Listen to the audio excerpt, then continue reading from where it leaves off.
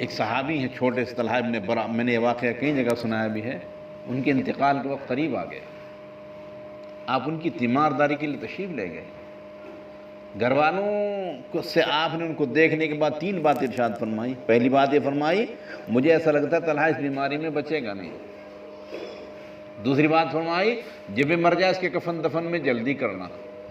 تیسری بات فرمائی مجھے بھی اطلاع کرنا، میں بھی اس کے جنازے میں شرکت کروں گا۔ 3 باتیں فرمائی اور آپ یہ باتیں فرما کر چلے گئے۔ طلحہ نے پوچھا میرے محبوب کیا کہہ کے گئے ہیں، کیا فرما کے گئے؟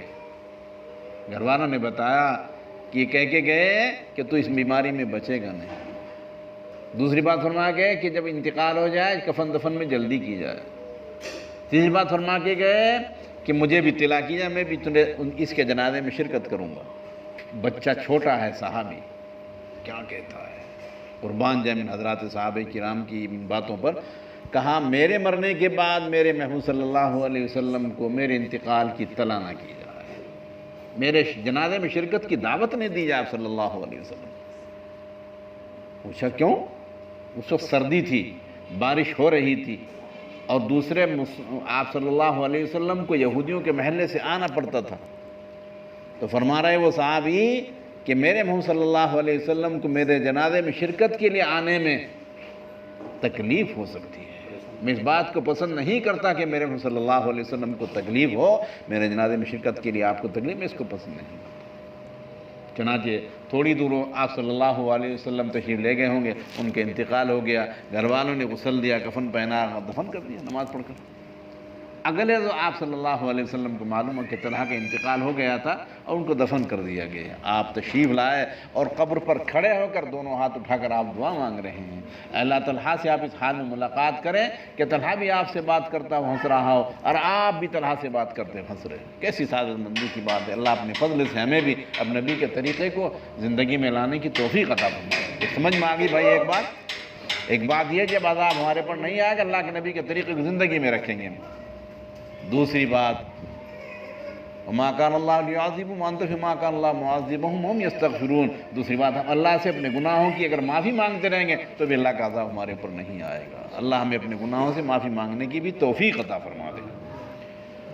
دوسری بات یہ عرض کرنی ہے بھائی، تو اس لیے دونوں باتوں کو زندگی میں لاؤ، کریں گے انشاءاللہ کوشش آپ کے طریقے کو بھی، اور اس کے ساتھ ساتھ توبہ استغفار کا مزاج بنا لو، کم از کم 2 رکعات عشاء کے بعد پڑھ کر اللہ سے اپنے گناہوں کی معافی مانگنا، اللہ ہمیں توفیق عطا فرمائے۔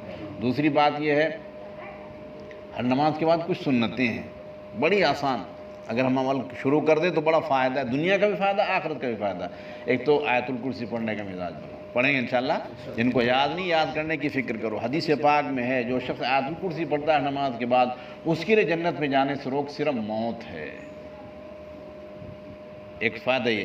دوسرا فائدہ یہ ہے کہ شیاطین جنات سے بچاؤ کا سامان ہے اس میں، جنات اور شیاطین اس کے قریب نہیں آتے جو آیت الکرسی پڑھنے کا مزاج رکھتا ہے۔ اللہ ہمیں توفیق عطا فرما دے۔ دوسرے ہر نماز کے بعد قل هو اللہ، قل اعوذ برب الفلق، قل اعوذ برب الناس، فجر اور مغرب کے بعد 3 بار اور باقی نمازوں کے بعد 1 بار۔ فجر اور مغرب کے بعد 3 بار اور باقی نمازوں کے بعد 1 بار پڑھیں گے انشاءاللہ، 2 سنتوں پر عمل ہو جائے گا۔ اور بھائی قدر ہمیں نہیں معلوم ہے، اب تو ہم دنیا میں لگے ہیں، جب دربار الہی میں حاضری ہماری ہوگی پھر پتہ چلے گا کہ سنت پر عمل کا کتنا بڑا فائدہ تھا۔ اللہ کریں کوشش۔ تیسری سنت اس سے بھی آسان ہے، وہ کیا ہے؟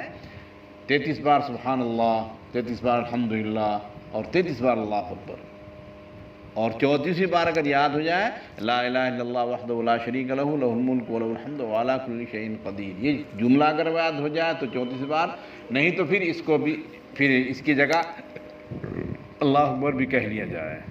3 سنتیں ہو، بڑی آسان ہے، کریں گے ہم انشاءاللہ۔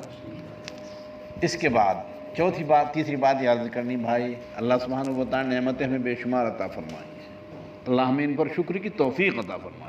قرآن کریم کا فیصلہ ہے لئن شکرتم لازیدنکم ولئن کفرتم ان عذابی لشدید، میں نعمتوں کا شکریہ ادا کرو گے تو ان میں بڑھوتری کرتا رہوں گا میں، اور اگر ناقدری کرو گے تو میں چھین لوں گا۔ ان عذابی، میرا عذاب بڑا سخت ہے۔ اللہ ہمیں قدر کرنے کی اور شکر ادا کرنے کی توفیق عطا فرمائے۔ اور شکر کی بھائی 3 قسمیں ہیں، آسانی کے ساتھ سمجھا رہا ہوں، غور سے سنیں۔ اللہ نے مکان بنا دیا تو فوراً تینوں طرح کا شکر ذہن میں لے آؤ۔ پہلی بات شکر کیا ہے کہ فوراً نعمت جب سامنے آ جائے تو کہو الحمدللہ، کہیں گے انشاءاللہ؟ ہاں، جیسے ہی نعمت ہمارے سامنے ہماری آ گئی، ہم گاڑی میں بیٹھ رہے تو فوراً الحمدللہ کہو، کھانا کھانا شروع کر رہے الحمدللہ کہو، اور مکان ہم دیکھ رہے ہیں اپنا الحمدللہ اللہ اچھا نہیں تو الحمدللہ کہو، کہیں گے انشاءاللہ؟ ایک تو دوسرا شکر یہ ہے کہ جو نعمت اللہ نے جس کام کے لیے بنائی اس میں استعمال کرو۔ اللہ نے جس کام کے لیے جو نعمت ہمیں دی ہے اس نعمت کو اس کام میں استعمال کرو۔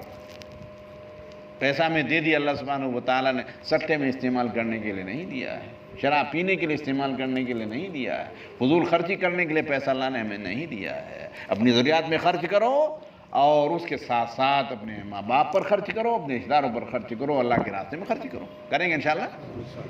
تیسرا شکر یہ ہے کہ دل سے بھی سمجھو میرے رب تیرا ہی کلام ہے، میری تو کوئی حیثیت نہیں، میں تو ایک اینٹ بھی رکھ نہیں سکتا تھا، تیرا فضل ہوا اللہ نے، اے اللہ تو نے مجھے ایسا عمدہ مکان بنوا دیا۔ جب یہ تینوں باتیں ذہن میں رہیں گی انشاءاللہ پھر نعمتوں میں اضافہ ہوتا رہے گا۔ سمجھ میں آگے تینوں باتیں، پہلے ہی اپنے نعمت کو دیکھ کر الحمدللہ کہو، دوسرے جس نعمت کو اللہ نے جس کے لیے کیا ہے، جس کام کے لیے پیدا اس میں اس کو خرچ کرو، اس کے علاوہ میں خرچ کریں گے تو ناقدری ہو جائے گی۔ ایک زمانہ ایسا آیا کہ اتنا اللہ نے ان کو فراوانی دی، قرآن کریم میں واقعی ذکر کیا ہے کہ وہ ٹوکرا سر پر رکھ کر باغ میں داخل ہوتے تھے اور باغ سے نکلنے سے پہلے پھلوں سے، گرنے والے پھلوں سے ٹوکرا بھر جاتا تھا، اتنی نعمت اللہ نے دے رکھی تھی، باہر نکل نہیں پاتے تھے باغ سے اپنے اور ٹوکرا پھلوں سے بھر جاتا تھا، لیکن ناقدری کی، روٹی سے استنجا شروع کر دیا، اللہ نے ساری نعمت چھین لی۔ جب اٹھے رات میں سوئے تو باغوں والے تھے، جب اٹھے اللہ نے سارے باغوں کو بدل دیا اور جھاؤں کے درخت کھڑے، تو اللہ چھیننے پر بھی قادر۔